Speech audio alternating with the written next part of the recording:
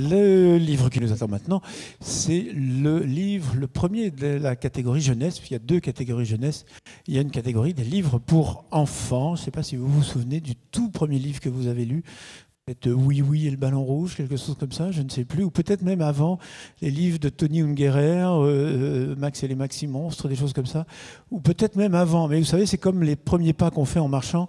On s'en souvient plus. C'est que les parents qui se souviennent de ce qu'ils ont lu de ce tout premier livre pour enfants. Parce qu'on peut commencer à lire quand on est tout petit, tout petit, tout petit.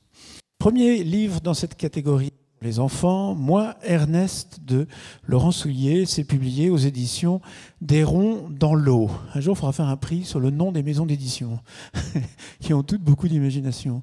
L'Espion des neiges de Charlotte Grostet, c'est publié chez MAM. Le Soleil sous les branches, Edgar Auret et Amélie Clavier, c'est publié chez Dalire. L'Arbre maison de Valérie Vessard-Giuliani, aux éditions du Miroir aux eaux troubles.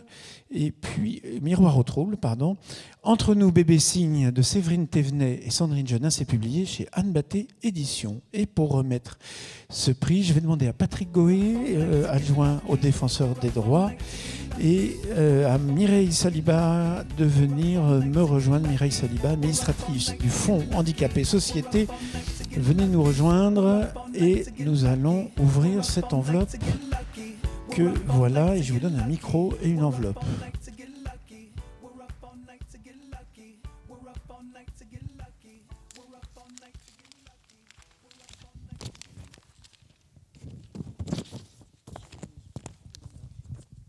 Merci, bonjour.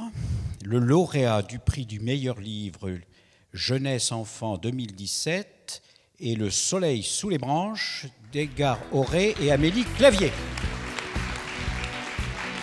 C'est l'histoire de Benjamin. Le jour de sa rentrée, Benjamin apprend à lire et à compter dans la cour de récréation, parce que Benjamin n'est pas tout à fait un élève comme les autres.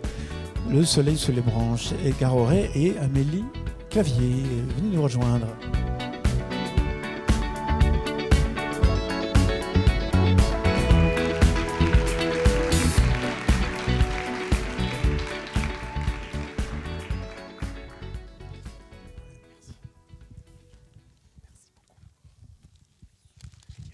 Oui, bien sûr.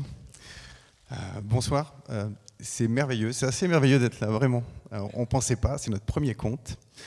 C'est merveilleux parce que c'est un conte d'amitié, et c'est ce qu'on voulait vous dire ce soir en premier. Amitié avec l'association Dalire, son président, son directeur.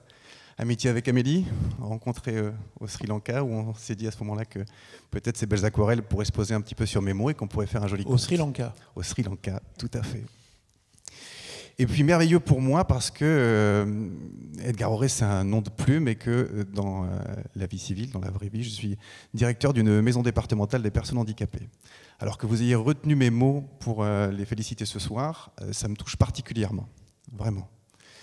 Merveilleux parce que dans notre conte, on raconte l'histoire d'un petit enfant un peu différent et de tous ses collègues et petits élèves qui viennent l'aider pour qu'il revienne en classe, et qu'on a tous pensé que dans ce conte, ça pouvait être une petite allégorie de notre société et une belle image pour l'inclusion. C'est ce qui est porté par l'association Dalire, et merci beaucoup, c'est merveilleux.